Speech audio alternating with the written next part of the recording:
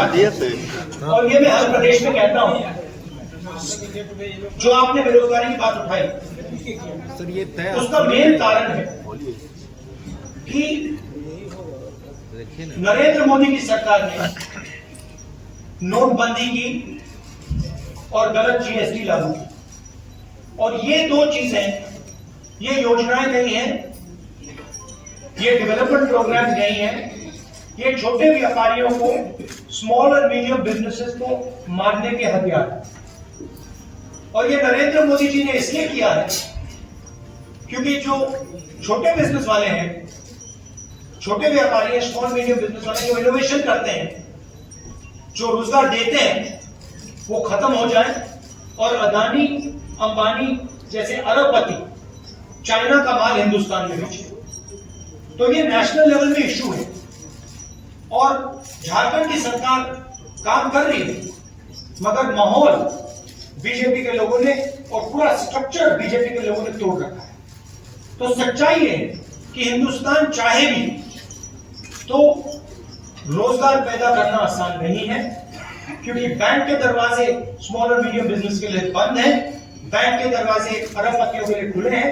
1 लाख करोड़ रुपया, 16 लाख करोड़ रुपया अरबपतियों का कर्जा माफ हुआ है, छोटे व्यापारियों का, किसान का 1 रुपया कर्जा माफ नहीं हुआ है। तो इसका मेन कारण ये है, मगर हमारे जो चीफ मिनिस्टर झारखंड के पूरा दम लगा के काम कर रहे हैं और हमारा पूरा सपोर्ट है। सर, यदि महागठबंधन की सरकार, आपका अच्छा सवाल है। और देखिए, एक चीज होती है ड्यू प्रोसेस, ठीक है? ड्यू प्रोसेस को फॉलो करना और ड्यू प्रोसेस को तोड़ना दो अलग चीजें हैं। मुंबई एयरपोर्ट जिसका था, उस पर सीबीआई की इंक्वायरी होती है,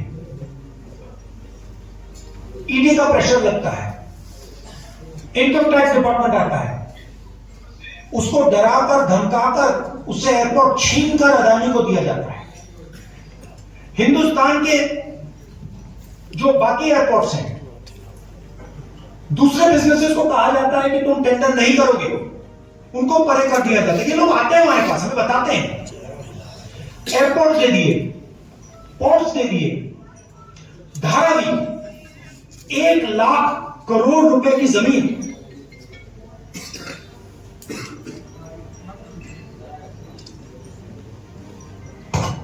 नॉन ट्रांसपेरेंट टेंडर,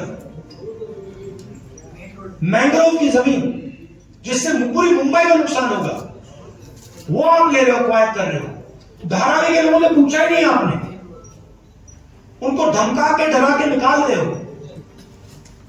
ये ड्यू प्रोसेस नहीं है, ये चोरी है। हम ड्यू प्रोसेस के खिलाफ नहीं है और हम ये भी एक्सेप्ट करते हैं कि हिंदुस्तान में बड़े बिजनेसेस हैं और उनकी जगह है। अदानी, अंबानी, टाटा, बिरला, इनकी जगह है, मगर हम ये नहीं एक्सेप्ट करेंगे कि सिर्फ इनकी जगह होगी। और हम ये बिल्कुल नहीं एक्सेप्ट करेंगे कि एक अरबपति को हिंदुस्तान का पूरा धन चोरी करके पकड़ा जाए। तो आप ड्यू प्रोसेस, ठीक है, जो ड्यू प्रोसेस है उसके हम खिलाफ हैं, मगर फेक प्रोसेस, धमकी, सीबीआई, ईडी, सरकार के एमएलए को, अदानी जी कहते हैं, वो महाराष्ट्र में कहा जाता है कि राजनीतिक मीटिंग में जहां निर्णय लिया जा रहा था, महाराष्ट्र को गिराने का निर्णय लिया जा रहा था, उस मीटिंग में अमित शाह बैठे थे, उस मीटिंग में अदानी बैठा था। क्यों? अदानी जी महाराष्ट्र की सरकार को डिस्टर्ब क्यों कर रहे हैं? इसके खिलाफ लोगों ने एमएलए चुने हैं।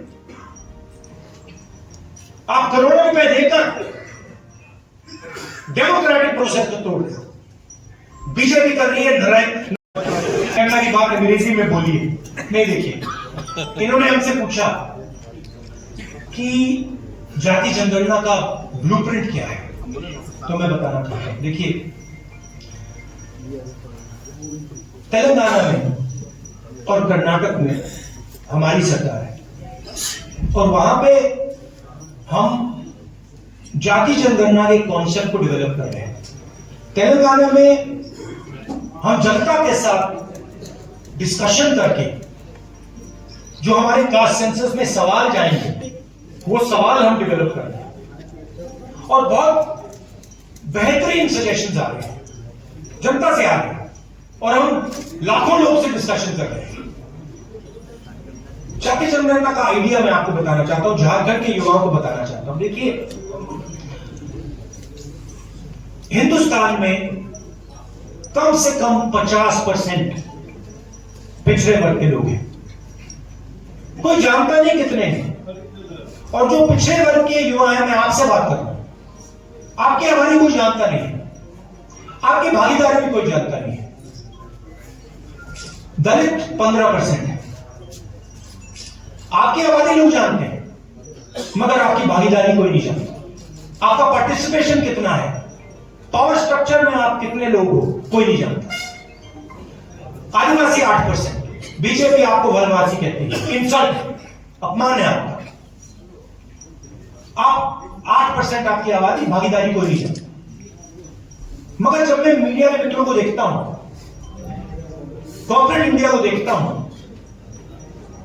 जुडिशरी को देखता हूं, प्राइवेट अस्पताल, प्राइवेट यूनिवर्सिटी, प्राइवेट कॉलेजेस, इनके मालिकों की लिस्ट देखता हूं, मुझे ना कोई आदिवासी दिखता है, ना कोई दलित दिखता है, ना कोई पिछड़े वर्ग का। मीडिया के आप सबसे बड़े पत्रकारों की लिस्ट निकालिए, एंकर्स की लिस्ट निकालिए, वहां को आदिवासी नहीं मिलेगा, दलित नहीं मिलेगा, पिछड़े वर्ग का कोई नहीं मिलेगा। तो सवाल यह है कि 73% दलित आदिवासी पिछड़े लोग हैं और इनका हिंदुस्तान के पावर स्ट्रक्चर में कितनी जगह है, कितना पार्टिसिपेशन है, इस सवाल का हम जवाब निकालना चाहते हैं। मैं जानता हूं कि नरेंद्र मोदी जी ने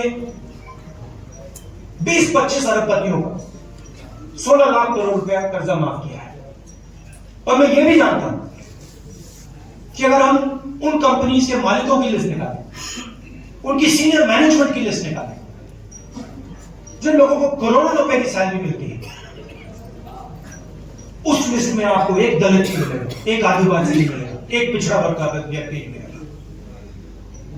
मतलब हिंदुस्तान का उसमें रिप्रेजेंटेशन है ही नहीं। इसलिए हम जाति जनगणना की बात कर रहे हैं। इसलिए मैंने पार्लियामेंट हाउस में प्रधानमंत्री के सामने कहा कि देखिए, हम करेंगे, हम पता लगाना चाहते हैं कि 73% के पास कितनी भागीदारी है, कहां कहां है ये लोग। मनरेगा की लिस्ट में मिलते हैं, मजदूरों की लिस्ट में मिलते हैं, लाइन लगी हुई। हम पता लगाना चाहते हैं हिंदुस्तान के पावर स्ट्रक्चर में कहां है जाति जनगणना का ये कॉन्सेप्ट। और ये क्रांतिकारी कॉन्सेप्ट है। इससे हिंदुस्तान की राजनीति हमेशा के लिए बदल जाएगी। क्यों बदलेगी? क्योंकि 21वीं सदी डेटा की सेंचुरी है। डेटा जो 20वीं सेंचुरी में तेल काम करता था, उसको ब्लैक गोल्ड कहते थे, अब डेटा वो काम करेगा। ये सोने से भी मतलब कीमती चीज है। हम देश का डेटा निकालना चाहते हैं, हम पता लगाना चाहते हैं। एक जो बात है, और ये मैं हर प्रदेश में कहता हूं, जो आपने बेरोजगारी की बात उठाई, उसका मेन कारण है कि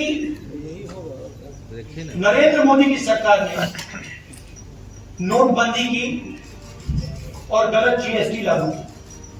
और ये दो चीजें, ये योजनाएं नहीं है, ये डेवलपमेंट प्रोग्राम नहीं है, ये छोटे व्यापारियों को, स्मॉल और मीडियम बिजनेसेस को मारने के हथियार। और ये नरेंद्र मोदी जी ने इसलिए किया है क्योंकि जो छोटे बिजनेस वाले हैं, छोटे व्यापारी हैं, स्मॉल मीडियम बिजनेस वाले जो इनोवेशन करते हैं, जो रोजगार देते हैं, वो खत्म हो जाए और अदानी, अंबानी जैसे अरबपति चाइना का माल हिंदुस्तान में बेचे।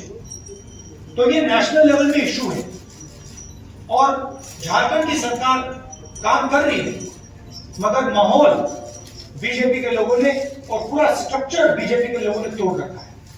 तो सच्चाई है कि हिंदुस्तान चाहे भी तो रोजगार पैदा करना आसान नहीं है, क्योंकि बैंक के दरवाजे स्मॉल और मीडियम बिजनेस के लिए बंद हैं, बैंक के दरवाजे अरबपतियों के लिए खुले हैं। 1 लाख करोड़ रुपया, 16 लाख करोड़ रुपया अरबपतियों का कर्जा माफ हुआ है, छोटे व्यापारियों का, किसान का 1 रुपया कर्जा माफ नहीं हुआ है।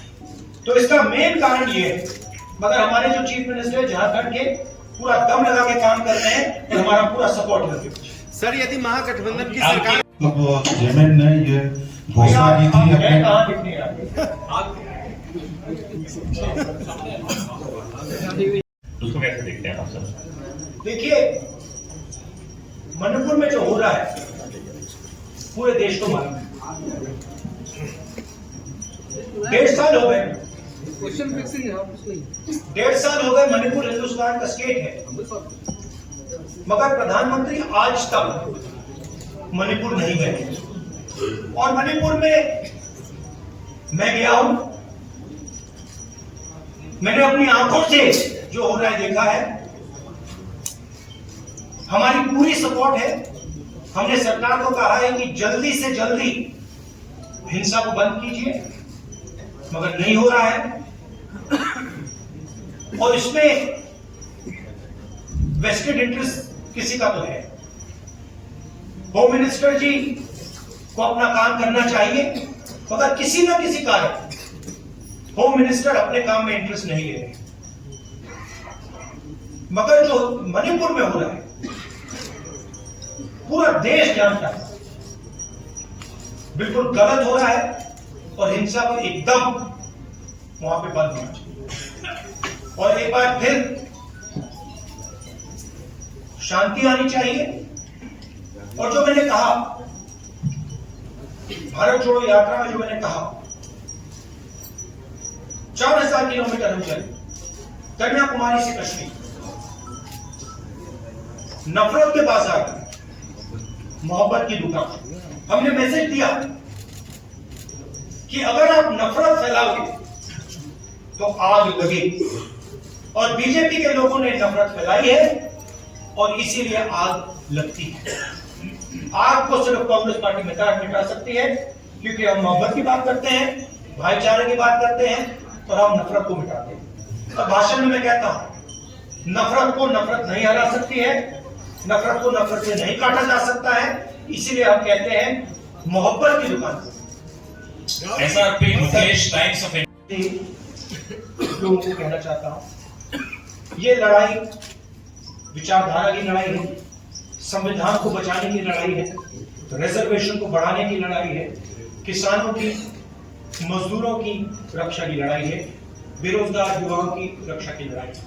एक तरफ कांग्रेस पार्टी जो अंबेडकर जी के संविधान को, गांधी जी के संविधान को, बुद्ध भगवान के संविधान को, नारायण गुरु बसवना जी, फूले जी के संविधान को बचा रही है, संविधान की रक्षा कर रही है, और दूसरी तरफ आरएसएस और बीजेपी जो अंबेडकर जी के संविधान को खत्म करने में लगे हैं। और मैं यहां मीडिया के सामने कहना चाहता हूं कि कांग्रेस पार्टी का हर कार्यकर्ता, हर नेता ये कभी नहीं होने देगा, संविधान को हम कभी नहीं खत्म होने देंगे। धन्यवाद। एक सेकंड। अच्छा,